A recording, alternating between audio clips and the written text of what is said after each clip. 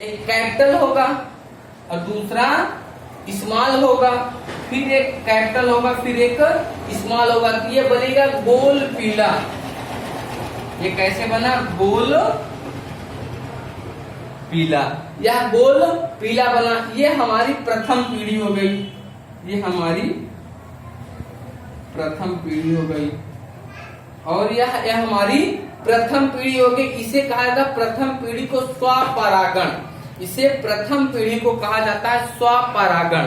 अब दोस्तों प्रथम पीढ़ी को कहा जाता है स्वपरागण। ये नोट कर लो दोस्तों, हम आपको बताएं स्वपरागण। देखो दोस्तों, ये इसके यौवन पीढ़ी के जो स्वपरागण दिए गए थे, यौवन पीढ़ी के जो स्वपरागण दिए गए थे, अब इसके युग्मक जो बटेंगे, जो युग्मक इसके जो बटेंगे वो 4 भागों में बढ़ जाएंगे।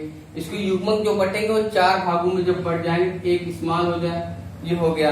और इसकी दूसरी पीढ़ी जब बदलती रहती है तो ये, इसे दोस्तों बहुत आराम से समझो। ये अपन पीढ़ी के अनुसार ये बदले ना तो कुछ हो ना।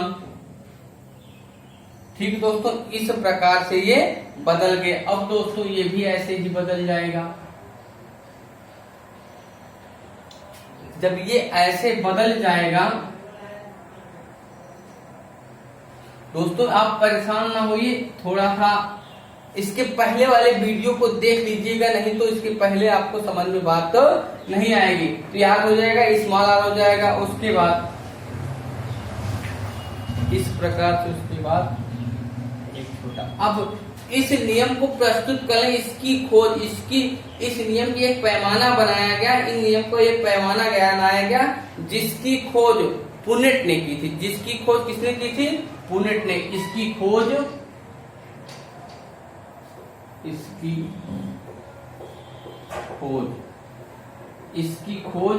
पुनेट ने की थी। जब पुनेट ने इसकी खोज की थी, तब इन्होंने एक इस तरह बॉक्स बनाया। जब पुनेट ने इसकी खोज की थी, तब इन्होंने इस प्रकार से एक ऐसा बॉक्स बनाया।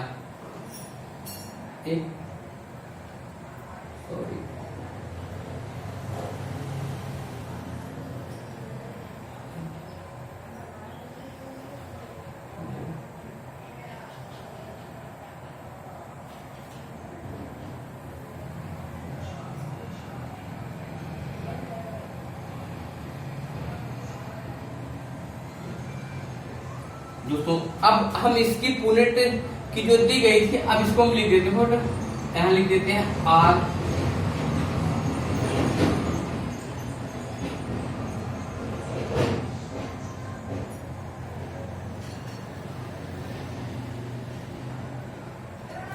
इसको इस तरफ लिख लो बेटा, दिक्कत ना हो। आप इसको इस तरफ और इसको यहाँ लिख लो। आपको बनाना सिखा दे रहे बहुत आराम से बेटा।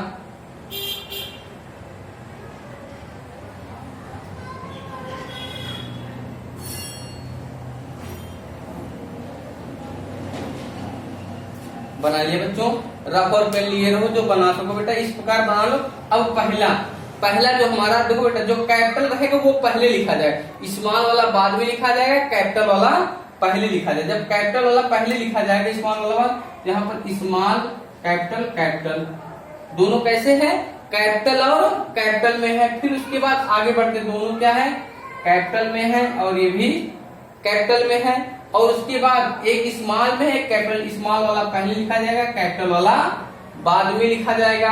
फिर तीसरे के पास जाते हैं, ये कैपिटल में है, इसे कैपिटल में लिखो। अब उसके बाद आर, इसका ऐसा छोटा है, लिख दो, आर छोटा था। अब उसके बाद कैपिटल में है, उसके बाद कैसा है? दोनों कैसे हैं? कैपिटल में है, तो कैपिटल में लिख दो। अब आगे बढ़ो, स्मॉल ये छोटा है और आर कैसा है? छोटे में है, आर छोटे में लिख दो। अब इसके बाद इससे मिलाओ, क्या ये बड़े में है? एक बड़ा है, बड़ा वाला पहले, छोटा वाला बाद में। इस प्रकार से दोस्तों, अब ये वाला देखो, यहाँ पर आर स्मॉल कैपिटल में है, कैपिटल में लिख दो। अब ये भी स्मॉल में है और ये भी स्मॉल में है। और उसके पास जाओ बेटा, ये हो गया।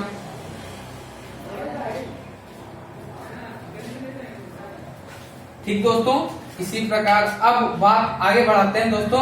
इसके पास जाते हैं, सॉरी यहाँ पे दोनों स्मॉल में है ना, दोनों स्मॉल में ही होगा। उसके पास जाते हैं, एक कैपिटल हो गया, आर स्मॉल में है, उसके बाद ये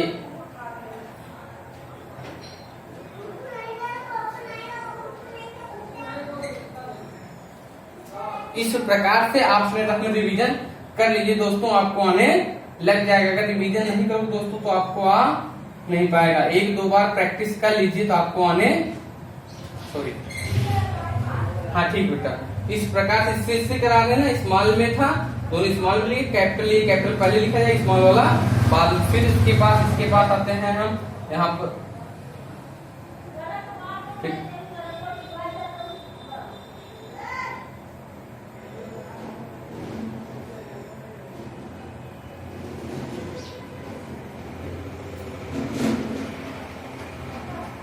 देखो दोस्तों ये स्मॉल में कैपिटल में है तो ये हमारा कैपिटल में लिखा जाएगा, और छोटा वाला कैसा है, स्मॉल में है तो ये स्मॉल में लिखा जाएगा। अब आगे बढ़ो, फिर यहाँ फिर कैसा है, इस प्रकार से है, और इस प्रकार से फिर कैसा है, स्मॉल में है, स्मॉल में लिखो। फिर इसके पास आओ, ये स्मॉल में है और ये भी स्मॉल में है, वो एक कैपिटल में है, वो एक स्मॉल में है, फिर वो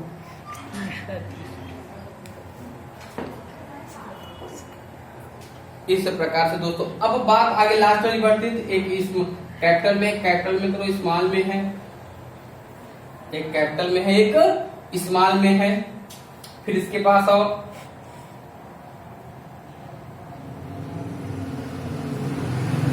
इसके पास आओ,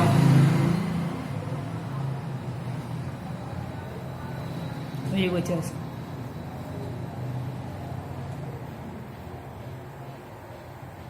दोनों छोटे में। अब दोस्तों इस प्रकार से मैंने इसको बना दिया। अब बना दिया दोस्तों, आप एक बार ध्यान से देख लो बेटा, इसको मैंने कैसे बनाया। एक बार आर स्मॉल कैपिटल में था, कैपिटल में लिख दिया, दोनों कैपिटल में थे, लिख दिया वाई इसका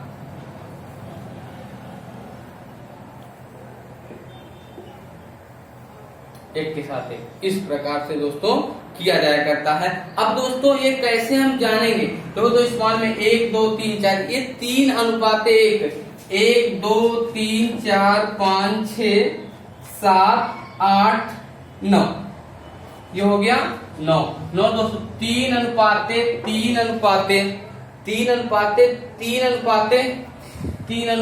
1। अब ये कैसे हुआ, तो इसके साथ जो कैपिटल में दिया गया है वो 9 अनुपात, ये कैसा हो जाएगा, गोल पीला। ये कैसा हो जाएगा, ये हो जाएगा गोल पीला, और ये हो जाएगा हरा झुर्रीदार, ये हो जाएगा हरा, गोल हरा, और ये हो जाएगा झुर्रीदार, ये लास्ट वाला जो है। इस प्रकार से दोस्तों, ठीक दोस्तों, अब नोट कर लो ये। हाँ दोस्तों, अगले टॉपिक है हमारे मेंडल के नियम। मेंडल के नियम किसे कहते हैं, मेंडल के 3 नियम दिए गए हैं। एक प्रभाविता का नियम, दूसरा युग्मक का शुद्धिकरण या पृथक्करण का नियम, तीसरा नियम जो हमारा दिया गया स्वतंत्र अपव्यूहन का नियम, स्वतंत्र अपव्यूहन का नियम। अब हमारा जो पहला नियम आता है दोस्तों, प्रभाविता का नियम। प्रभाविता का नियम किसे कहते हैं, जब प्रभावी लक्षण अप्रभावित जीन को प्रभावित की उपस्थित, जब अप्रभावित कर देते हैं तो इन जीन के अलावा कुछ लक्षणों को अप्रभावित जीन प्रदर्शित माने जाया करते हैं, तथा इन लक्षणों के नियम को प्रभावित रूप से कैसे किया जाता है, कुछ माना गया है। जैसे अप्रभावित जीन के लक्षणों को जो प्रभावित रहते हैं उसे आप प्रभावित कर देते हैं, तो इस प्रकार से माने जाया करते हैं। देखो दोस्तों, मैं इसकी परिभाषा लिखता हूँ।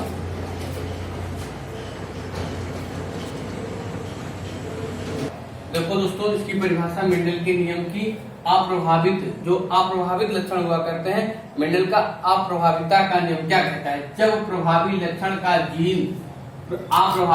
का जीन जीनों के साथ में उपस्थित होता है तो वह केवल अप्रभावित लक्षण को प्रभावित करता है। जैसे अप्रभावित, अब अप्रभावित के लिए हम क्या लेते हैं, एक हो जाता है हमारा प्रभावी लक्षण, एक हो जाता है प्रभावी लक्षण, एक हो जाता है एक लक्षण हमारा हो जाया करता है अप्रभावी लक्षण। अब दोस्तों, जो अप्रभावी लक्षण हो जाया करता है तब हम क्या कार्य करते हैं, एक हम लेते हैं प्रभावी लक्षण, एक लेते हैं अप्रभावी लक्षण। तो इन दोनों के बीच जो युग्मनज का निर्माण और सूत्री विभाजन हुआ, एक कैपिटल टी हो जाएगा, एक स्मॉल टी हो जाएगा, एक कैपिटल टी हो गया और एक स्मॉल टी। तो यह प्रभावित लक्षण क्या बता रहा है? ये प्रभावित लक्षण एक युग्मनज का निर्माण कर देगा, जिसे कहते हैं युग्मनज। इन लक्षणों को प्रभावित तो कर देता है। यह एक प्रकार का यह एक प्रकार का प्रभावित लक्षण माना जाता है। एक प्रकार का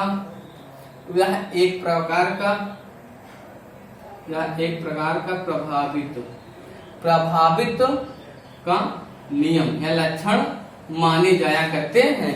इस प्रकार से कुछ युग्मकों को बताया जाया करते हैं तथा इनके कारकों को पृथक कहा जाया करता है। पृथक्करण की बात ये हुआ करती है। यह एक प्रकार ये युग्म होते हैं और ये जनक है। ये क्या है? जनक है। और क्या है? ये युग्मक है और युग्मजन का निर्माण कर देते हैं। इस प्रकार से दोस्तों इनका निर्माण किया जाया करता है। लिख लो दोस्तों। ये देखो दोस्तों, ये दूसरा नियम युग्मक के शुद्धताकरण या कारक, इसे पृथक्करण का नियम भी कहा जाता है। ये क्या कहता है? कारक युग्मक बनाते समय आधे कारक युग्मक बनाते समय आधे पृथक्करण होकर युग्मक के रूप में बदल जाते हैं। ये युग्मक के रूप में क्या कार्य करता है? इसके जनक क्या होते हैं? इसके जनक के लिए एक लंबा पौधा होता है, एक बौना पौधा। इसके जनक के लिए कौन कौन से पौधे? एक लंबा पौधा लेता होता है, एक बौना पौधा, छोटा पौधा। एक छोटा पौधा जब लिया जाया करता है तब इसमें क्या कार्य होता है? एक स्मॉल हो जाएगा, एक कैपिटल। तो इनके कैसे हो जाते हैं? आधे हो जाते हैं। इनके जनक कैसे हो जाते हैं? आधे कह रहा है। जब इसके जनक आधे ये हो गए और आधे ये पृथक्करण होकर ये आधे में जब बढ़ जाते हैं तब यह क्या कार्य? ये आधे हो जाते हैं, तभी यह एक युग्मक का निर्माण करते हैं। यही इसका वो हुआ करता है बेटा। समझने की बात है। इस कारक युग्मक बनाते समय दो बराबर आधे भागों में बढ़ जाते हैं। एक युग्मक ये हो जाता है, एक युग्मक, और एक प्रकार का यह माना जाता है युग्मक। एक प्रकार का माना जाता है युग्मक और ये एक युग्मनज का निर्माण कर देता है। ये आधे हो जाते हैं। ठीक बेटा, ये नोट कर लो। देखो दोस्तों, ये तीसरा नियम स्वतंत्र अपव्यूहन का नियम। स्वतंत्र अपव्यूहन का नियम किसे कहते हैं? स्वतंत्र अपव्यूहन का नियम जब दो लक्षणों को एक साथ पृथक्करण या संकरण कराया जाता है तो दो अलग रूप में स्वतंत्र अवस्थाओं में अलग प्रदर्शित करते हैं, जो एक प्रकार के प्रभावित जीन के लक्षण माने जाते हैं। तो प्रभावित जीन के लक्षण को प्रभावित करने के लिए इन्होंने लिया एक गोल पीला। इन्होंने प्रभावित करने के लिए एक गोल पीला और एक लिया झुर्रीदार हरा। इन्होंने लिया एक गोल पीला, एक झुर्रीदार हरा।